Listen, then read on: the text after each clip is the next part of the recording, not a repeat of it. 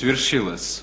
Очень многие не верили, что все-таки такой день наступит, поскольку очень долго строилась эта станция.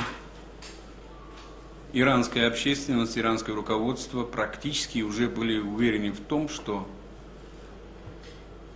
эта станция, может быть, никогда не будет построена, завершена, поскольку все нормальные, разумные сроки строительства такого объекта были просто во много раз превышены. По большому счету, эта станция строилась 36 лет. Из них последние 12 с участием российской стороны. Это действительно уникальный по своей сложности объект. Какое значение это имеет запуск Бушкирской АЭС для России? Первое. Это является самым, может быть, ярчайшим событием в истории советско-иранских и российско-иранских отношений. Были проекты разного рода: строительство металлургического завода, строительство мостов, тепловых электростанций. Были проекты еще меньшего уровня, но вот по своему масштабу и значимости это действительно уникальный проект, и Бушкирская АЭС является ядром всего ядерного комплекса Ирана. Второе. Запуск этой станции осуществлялся, и вообще эта станция строилась в обстановке сложнейшей геополитической обстановки вокруг Ирана. Несмотря на чудовищное давление со стороны Соединенных Штатов, стран Европейского Союза и стран мирового сообщества на Россию, по блокированию, замораживанию этого проекта,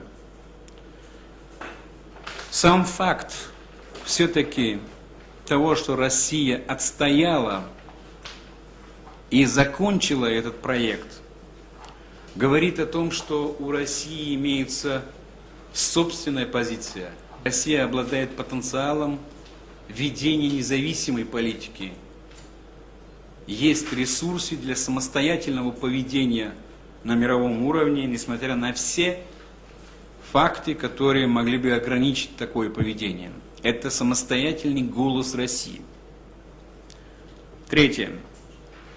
Запуск Бушкирской АЭС свидетельствует о том, что как бы там ни было, что бы там ни говорили оппоненты России, враги России, конкуренты России,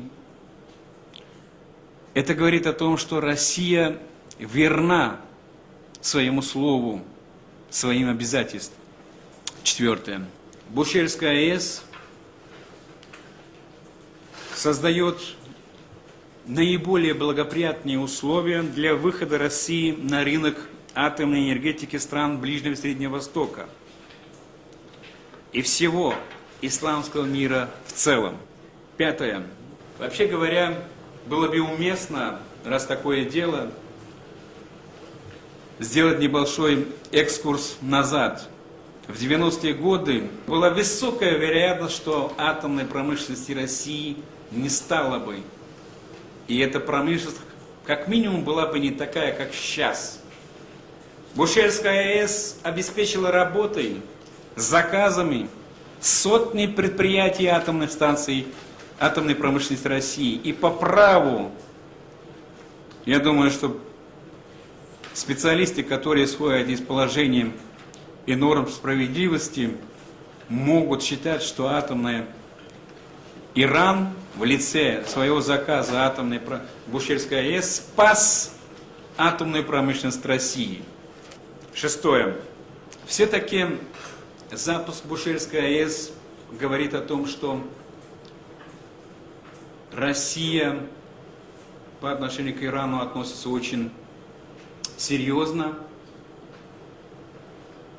И какое-то время после серьезной трансформации российской позиции по отношению к Ирану за последний год сложилось у многих такое восприятие ситуации, что Россия сдала Иран. Иран стал разменной монетой в взаимоотношениях России с западным миром, особенно Соединенными Штатами. И запуск Бушерской АЭС говорит о том, что нет, это не так.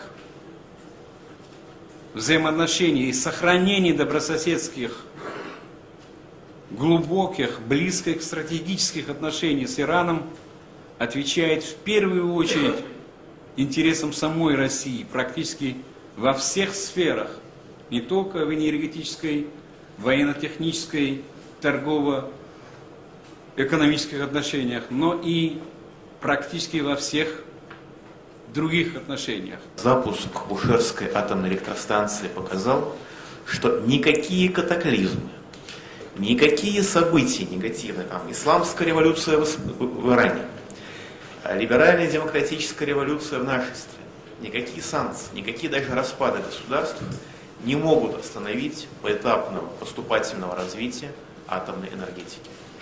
То есть технический прогресс, он продолжается вопреки всему. В условиях и в мире, когда наблюдается очень серьезный реванш архаики, когда человечество по многим позициям отступает назад, даже технологическим, подтверждение того, что технологический прогресс продолжается, стоит довольно дорого. Если говорить конкретно о Бушере, то это хороший результат. Российские специалисты показали, что могут решать очень сложные технологические задачи. Все понимают, что задержки вызваны не строителями, они вызваны политическими проблемами, и они вызваны организационными проблемами, потому что у нас отрасль трясли как буквально грушу. Этот запуск показал, что несмотря на достаточно серьезное политическое давление, Россия все-таки может выполнять хотя бы некоторые свои обязательства. Ну да, С-300 мы не поставляем, но вот зато мы достроили электростанцию в Бушере. Это уже хорошо. Очень важно, что Бушер принципиально не допускает никакой военной компоненты. Что это исключительно мирная станция, которую технологически невозможно использовать ни в каких иных целях. Но переоценивать это не следует, потому что мы все знаем, что политика современного Запада, современных развитых стран, она, так сказать, опирается не столько на факты и разум, сколько на эмоции, ощущения, аллюзии и прочие вещи, так сказать, не связанные с конкретными событиями. Я не уверен, что надежды, которые высказывались даже некоторыми американскими официальными лицами о том, что запуск атомной электростанции в Бушере сделает невозможным нападение Запада на Иран, что эти надежды основаны на чем-то реальном. Да, действительно, вокруг Бушера живет около 200 тысяч человек, это населенный район, это не пустыня, но, вы знаете, мы видим на практике, что на Ближнем Востоке, на Среднем Востоке человеческие жертвы страны Запада не останавливают. И я хотел бы зафиксировать, что праздник, который мы продолжаем переживать, и те позитивные события, о которых здесь было сказано Раджабом Саттаровичем, они не устраняют потенциальную угрозу удара по Ирану. Да, эта угроза снижается. Очень забавно изменилась риторика некоторых американских специалистов, даже официальных лиц. Если раньше они говорили, что атомная бомба может быть создана в 2011-2012 годах, теперь они говорят, что в ближайший год не может быть создана. То есть это уже напоминает подготовку к передвижению сроков. И это замечательно, потому что, как говорил еще Черчилль, большинству войн удалось избежать, просто отложив их. И какие бы конфликты и разногласия не были у тех или иных участников международной политики, тоже, как говорил наш министр иностранных дел Громыко, лучше 10 лет вести переговоры, чем 10 минут вести войну.